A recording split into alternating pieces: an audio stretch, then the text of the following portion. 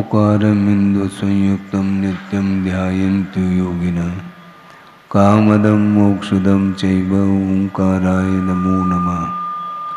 अविरल शब्दगणोग प्रक्षालित सकलभूतलकलंका मुनिविरूपाश्रुतीर्था सरस्वती रत्नोदुरितम् अज्ञानतिमिरान्धानां ज्ञानाञ्जनशलाकया चक्षुरुन्मीलितं येन तस्मै श्रीगुरुवे नमः। परम गुरुभ्यो नमः। परम्पराचार्यगुरुभ्यो नमः। सकलकलुषविध्वंसकं श्रीयेषां परिवर्धकं धर्मसम्बन्धकं भव्यजीवमनप्रतिबोधकारकमिदं शास्त्रं श्री कार्तिकेयान प्रेक्ष्या नामधेयम्।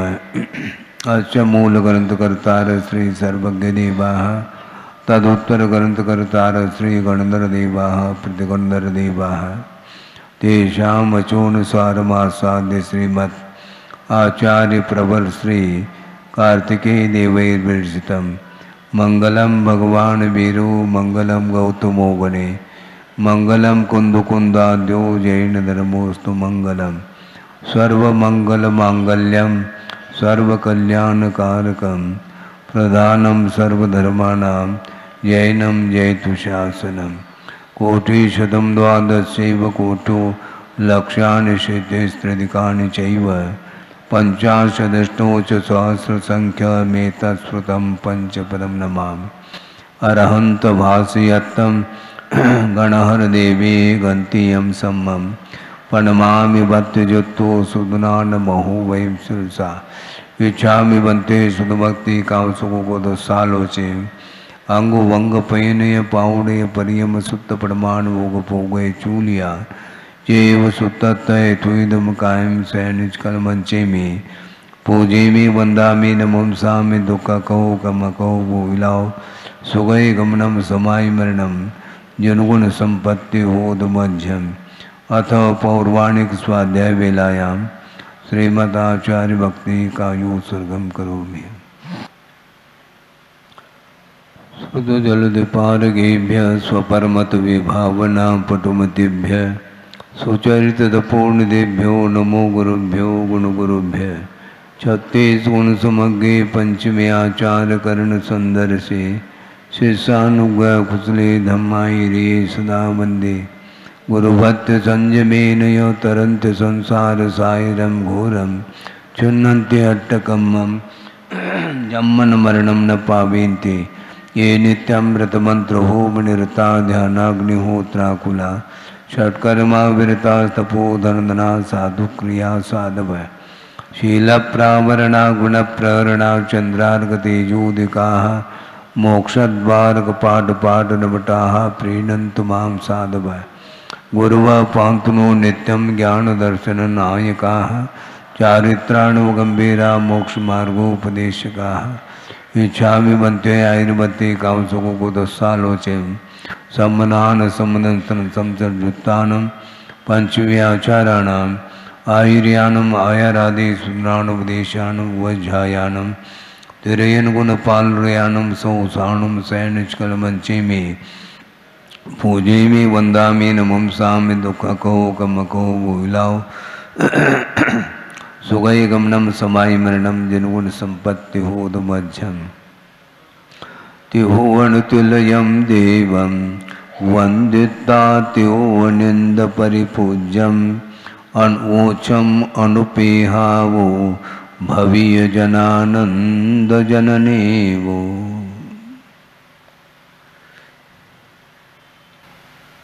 संसार का स्वरूप क्या है, इस विषय को एक गाथा के माध्यम से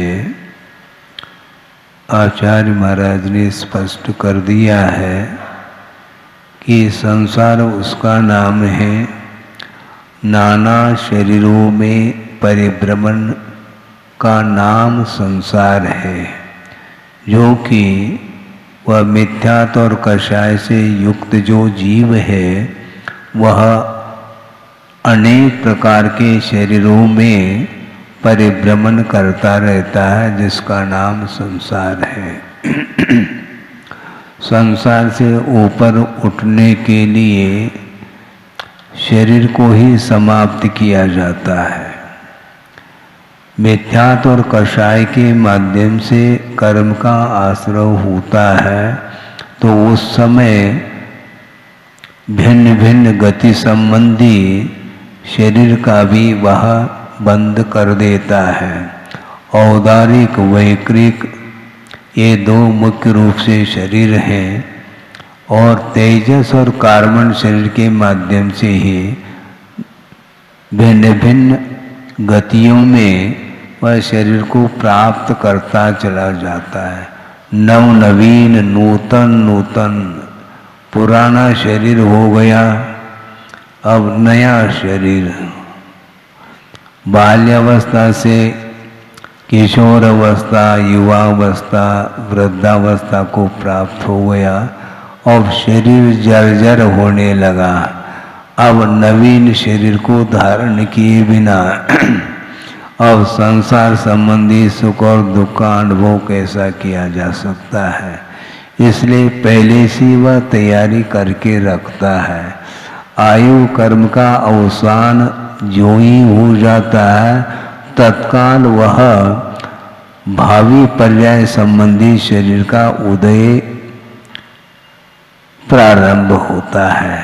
तो शरीर का उदय होते ही ये देववती नाम कर्म का उदय हो गया, देववायु का नाम उदय हो गया, तो वह अन्यत्र जा करके शरीर की संरचना उसके द्वारा होती है और पुनः नए शरीर से उसका संसार प्रारंभ होता है। इसलिए संसार से ऊपर उठना चाहो तो शरीर के प्रति जो ममत्व भाव है यदि रखोगे तो नवीन नवीन नवीन नवीन शरीर आपको मिलेगा और शरीराश्रित ही आपको सुख और दुख का अनुभव होता है।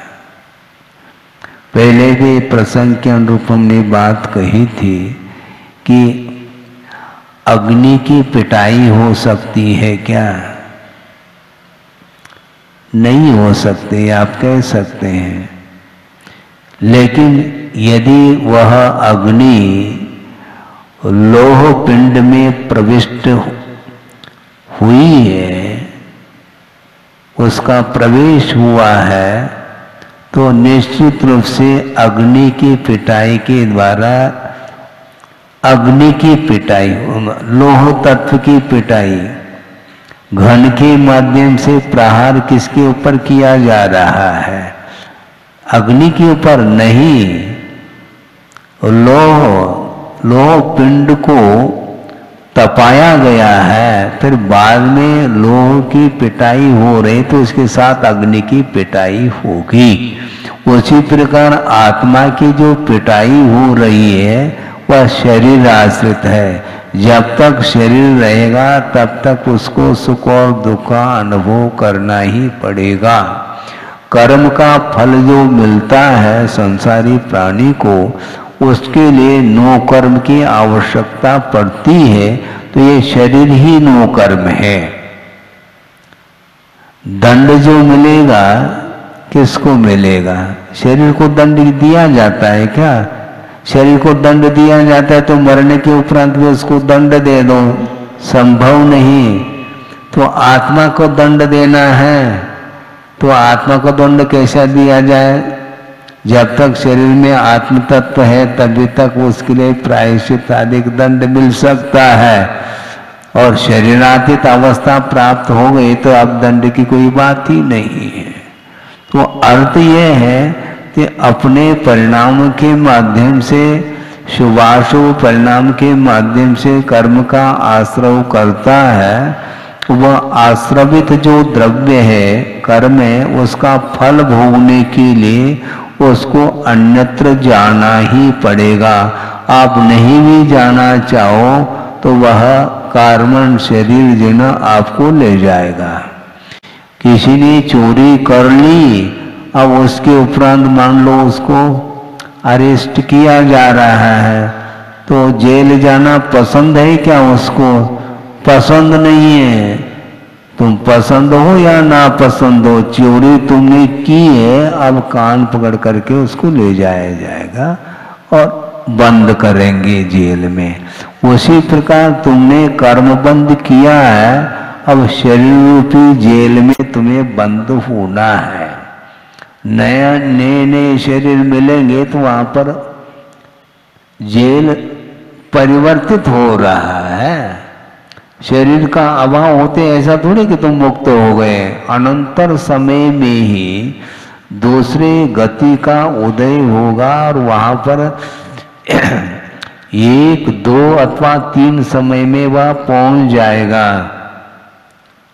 और ऋजु गति से जा रहा है तो उसके लिए एक ही समय लगना है।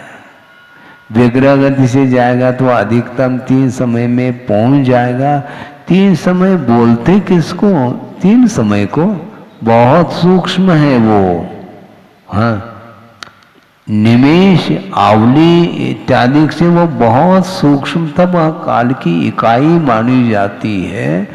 एक निमेष में आंख के एक बार टिमकार लेने में जो समय लगता है उसमें असंख्यात समय गुजर गए हैं।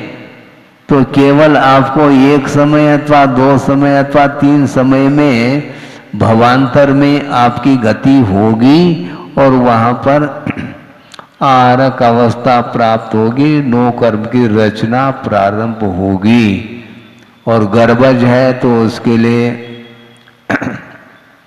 मनुष्य है तो कम से कम उसको 9 महीना अथवा अधिकतम 10 महीना चाहिए। और समूर्छन है तो अंतर्मूर्त में ही शरीर की रचना हो जाएगी और उसका कार्यक्रम चालू हो जाएगा। संसार से संसारी प्राणी को अभी भी आसक्ति कम नहीं हो रही है। हमें पूछना चाहते हैं, आप दुखी हैं क्या?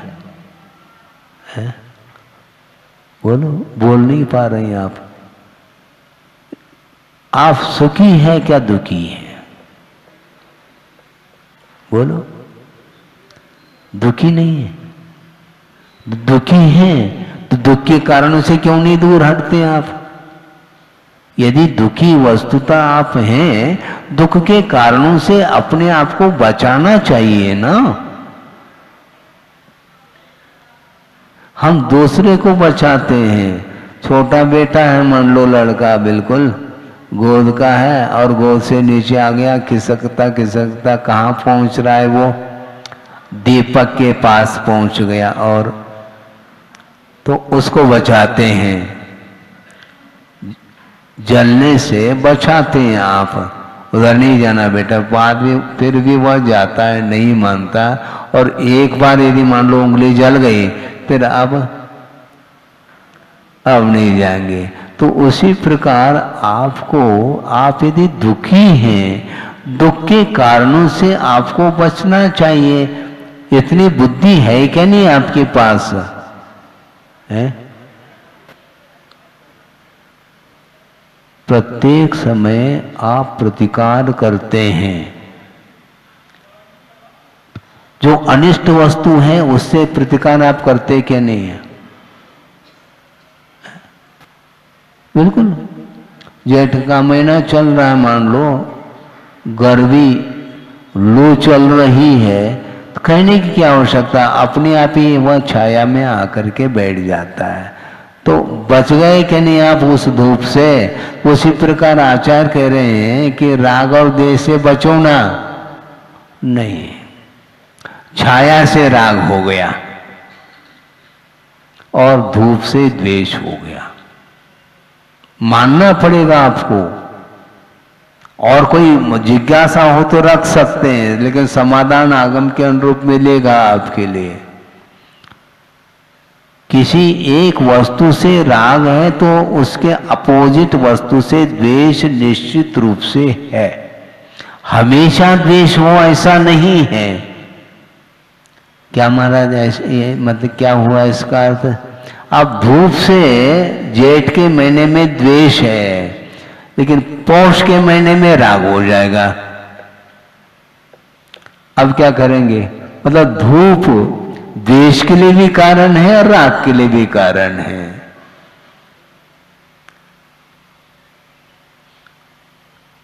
जब वह इष्ट है तो उसका वह समागम कर लेता है, उसका संबंध जोड़ देता है, और मान लो अनिष्ट है तो उससे वह दूर हटता है।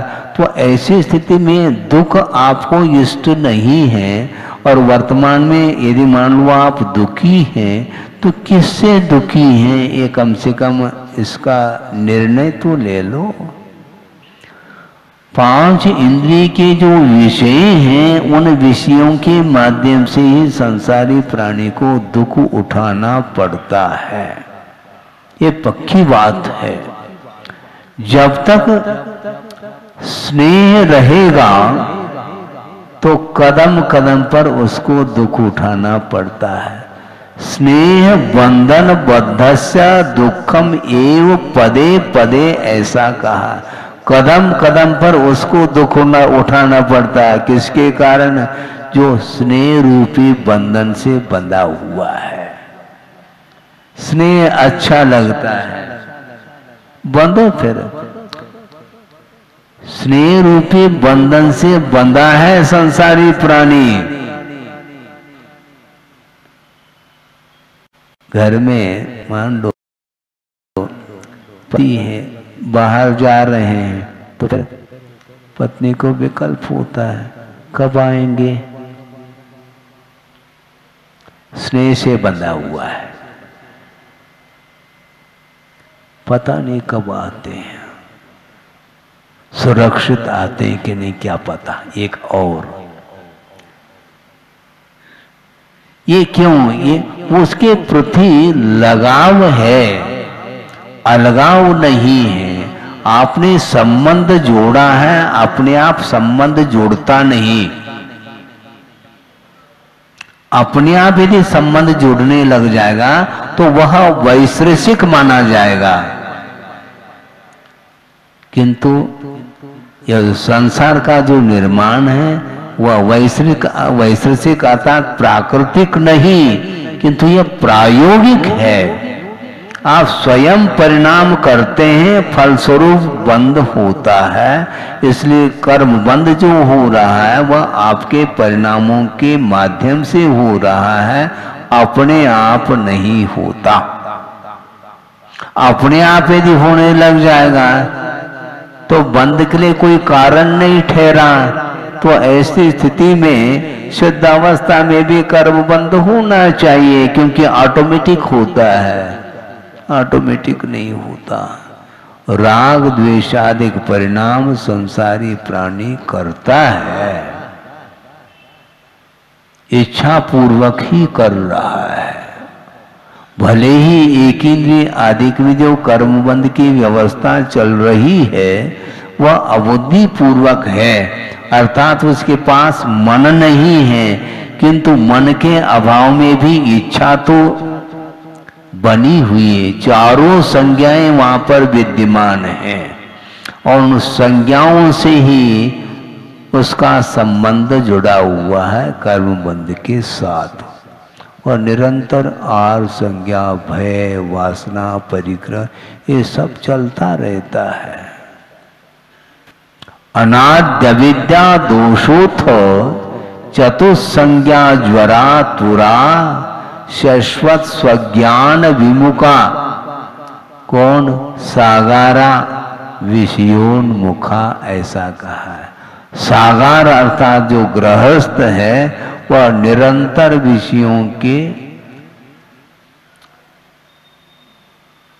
विषयोन्मुखा, विषय के उन्मुख होता है, विमुख नहीं होता। विषयों से विमुख कौन होते हैं? श्रमण होते हैं। और गृहस्थ हमेशा वह विषयों के उन्मुख होता है, विषयों से बच नहीं पाता। वो चारों संज्ञाओं से वह ग्रसित है, एक के बाद एक संज्ञाएं उत्पन्न हो रही हैं। संज्ञा का अर्थ और कुछ नहीं, इच्छा का नाम संज्ञा है। भूख लग गई तो भोजन करता है, और अभी भूख लगी है क्या? नहीं है, लेकिन प्रबंध की आवश्यकता है, उसके प्रबंधन में लग जाता है, क्योंकि भविष्य की इच्छा है, भविष्य की आकांक्षा है। वर्तमान में मान लो आपको भूख नहीं लग रही है, प्यास नहीं लग रही है, किंतु कभी भी लग सकती है ना, इसलिए अभी से प्रबंध करके रख लो। फ्रिज में ठंडा ठंडा पानी, क्योंकि जब पीना है तो उस समय कहां से फ्रिज लाएंगे, पहले से ही प्रबंध। चाय गरम पीते हैं, उसके लिए थर्मस की आवश्यकता पड़ती है, थर्मस बोलते हैं, थर्मस। और मान लो ठंडा चाहिए तो उसके लिए फ्रिज चाहिए। दोनों प्रकार की व्यवस्था, ये व्यवस्था कौन कर रहा है? मानव ही करता है। पशु में इस प्रकार की कोई व्यवस्था नहीं, कोई प्रबंधन नहीं। उसके कर्म के उदय में जो मिलना है, जितना मिलना है, जब मिलना है तो उस समय उसको मिलेगा, नहीं है तो बस निरंतर वह कर्म के उदय में दुख पाता रहता है। जो आवारा पशु जो घूमते रहते हैं, उसका कोई मालिक नहीं, कोई पालनहारा नहीं है, तो उसके लिए भूख और प्यास की पूर्ति कहां से होगी? जंगल में घूम रहे हैं, पानी के लिए मिल नहीं रहा है, तो पानी के अभाव में भूख लगी है, नहीं मिल रहा है। ये किसका बल है? कर्म का।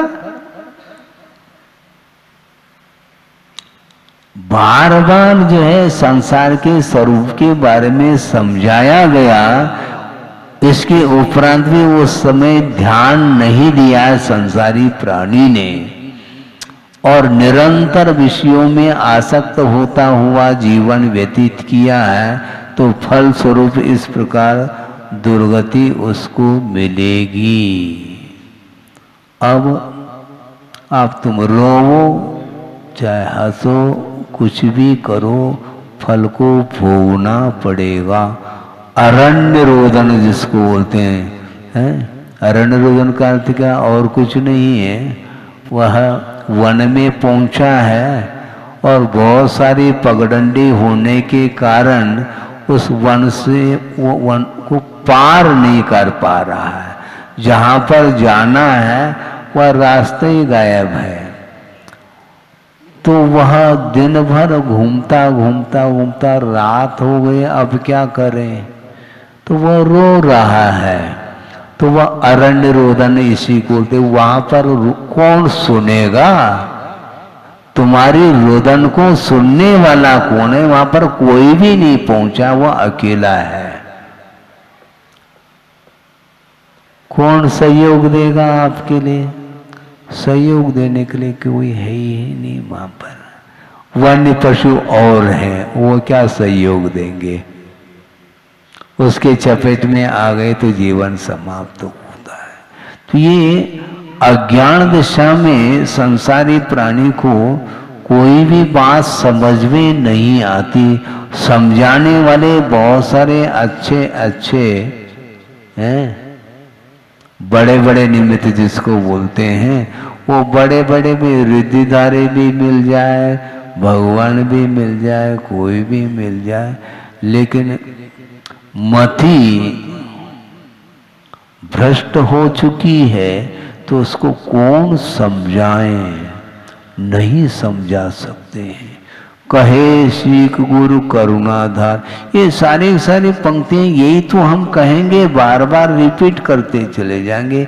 उसके उपरांत भी वह जो कुछ भी बताया है वह डिलीट होता चला जा रहा है।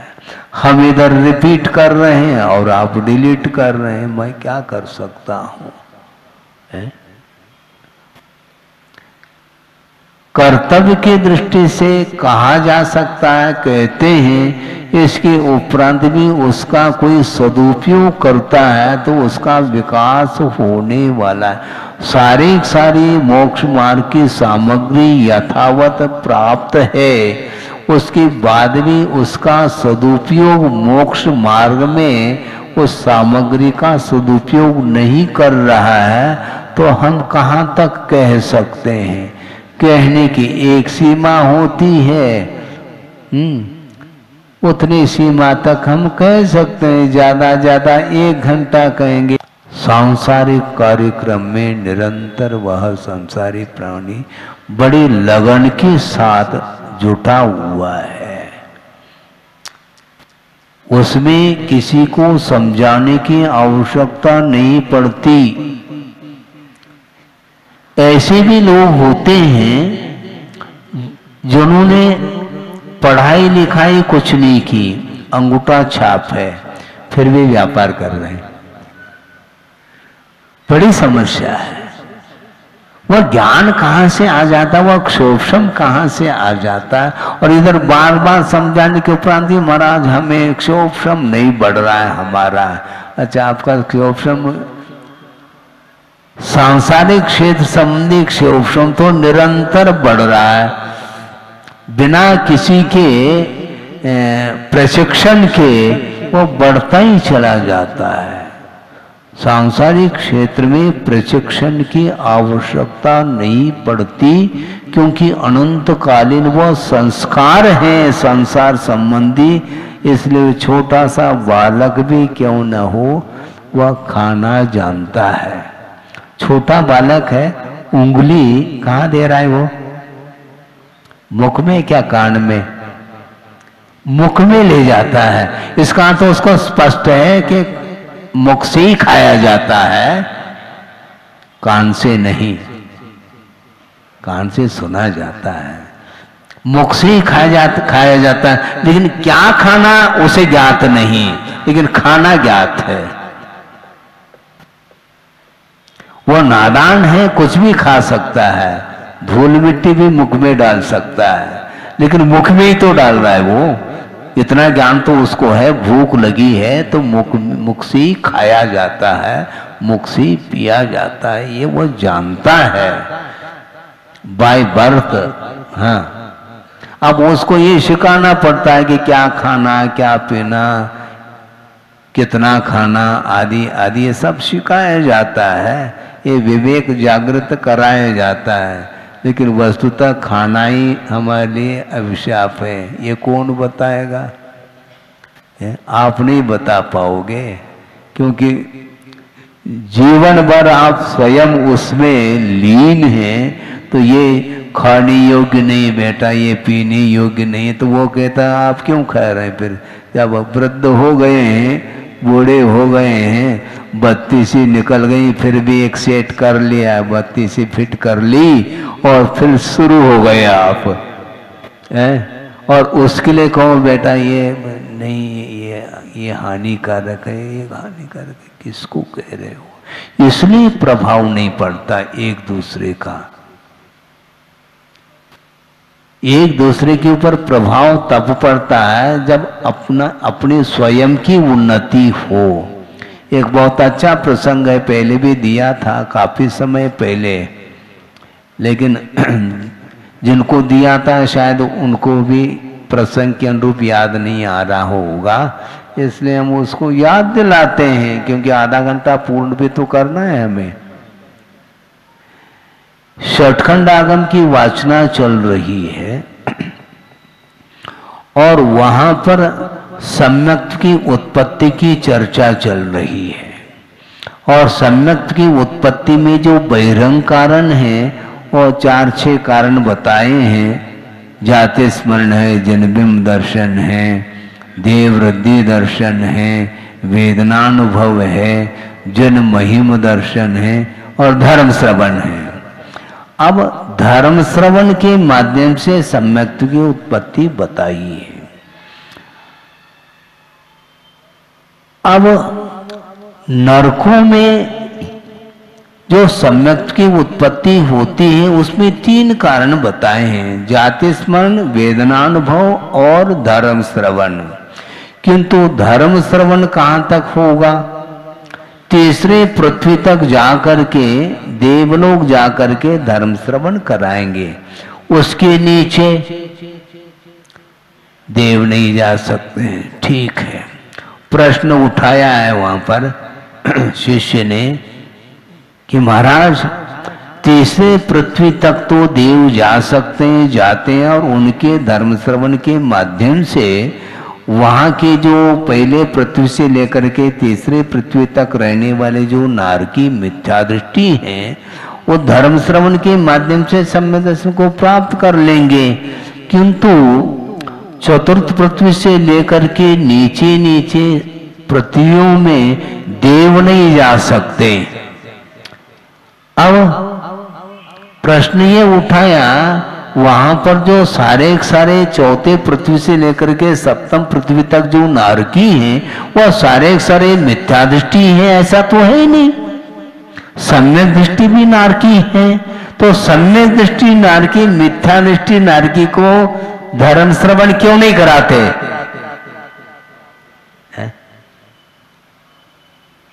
कराना चाहिए ना। जिसके पास सम्यक दर्शन है, तो जिसके पास नहीं है तो धर्म श्रवण कराने में क्या बाधा? तो उत्तर ये दिया, नहीं करा सकते। क्यों? भव संबंधेन पूर्ववेर संबंधेन वा परपर अनुगेज अनुगहाय भावानाम अभावादो, ऐसा कहा।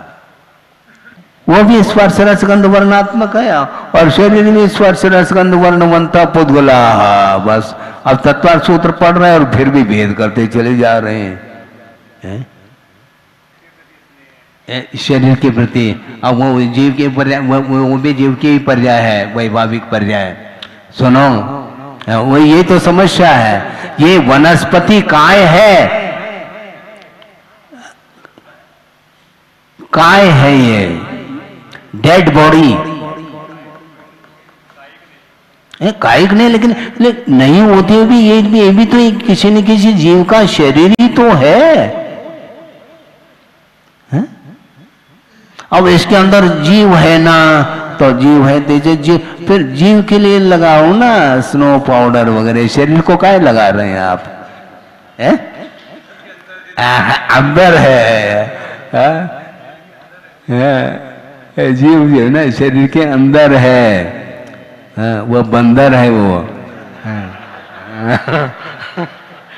इसलिए उसको बुद्धि है ही नहीं, शरीर को संस्कारित करने में लगा हुआ है। वह जीव नहीं है वो। शरीर के अंदर है, वह बंदर ही है वो, उसको बुद्धि ही नहीं है, उसके अंदर बुद्धि है ही नहीं। इसलिए जीव को समझाना, जीव की रक्षा करो, शरीर की रक्षा कर रहे हो तुम। कब तक करते रहोगे? जब तक शरीर है तब तक इसकी रक्षा की बात करता है, और बस समाप्त हो गया तो तैयारी करो भैया अंत्येष्टि की।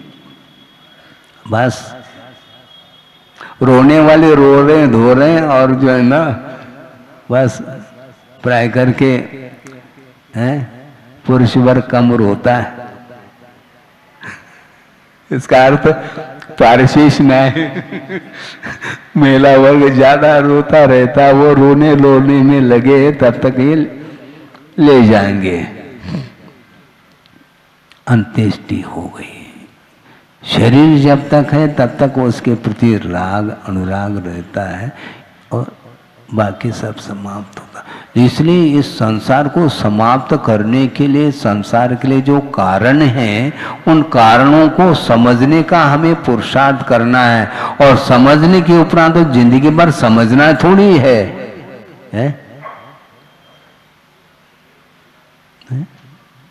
समझते समझते जिंदगी व्यतीत हो जाएगी, फिर करोगे कब? तो दूसरा जीवन आ जाएगा, तो फिर 1 2 1 2 1 2 करते रहो। पुनः LKG UKG में जाना पड़ेगा, और क्या। अभी तो डिग्री लेकर के बैठे हैं, बड़े बड़े पोस्ट पर हैं। हाँ ठीक है, पोस्ट पर रहो, लेकिन जीव तो पोस्टमैन का काम कर रहा है, उसका विकास ही नहीं हुआ अभी तक। पोस्ट लेकर के क्या करोगे?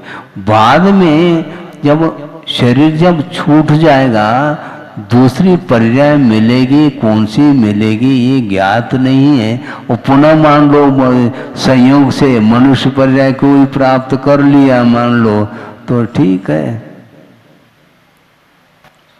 जन्म हो गया, बस 4-5 साल व्यतीत हो गए तो बस बस्ता ला दो पीठ पर और जाओ, LKG UKG करते रहो, पुनः वही क्रम चलता रहता है। ये क्रम टूटता नहीं है, निरंतर ये बिना अंतर के चल रहा।